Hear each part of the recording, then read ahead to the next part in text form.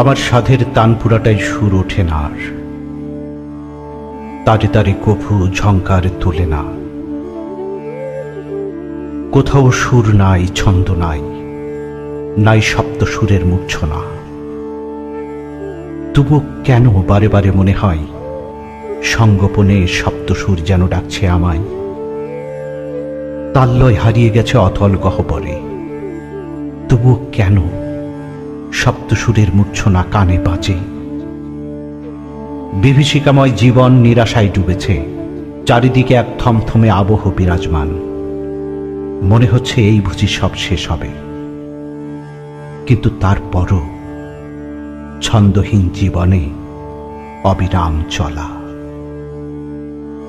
বেহাগের করুণ সুরে আষ্টে পৃষ্ঠে বাঁধা পড়েছি। এখানেই হৃদয়ের সব যাতনা ভুলে খুঁজে ফিরি সেই ছন্দময় জীবনের হারানো স্মৃতি। জানি কখনো আর তাল্লয়ের সাথে তানপুরা ঝংকার তুলতে পারবে না, তবুও পোড়া মন সেই হারানো সুরের মূর্ছনায় নিজেকে বিলীন করতে চায়। যেখানে তানপুরাটায় অবহেলায় অযত্নে নিজের স্বরূপ পাল্টে ফেলেছে, সেখানে সপ্তসুর কিভাবে ঝঙ্কৃত হবে।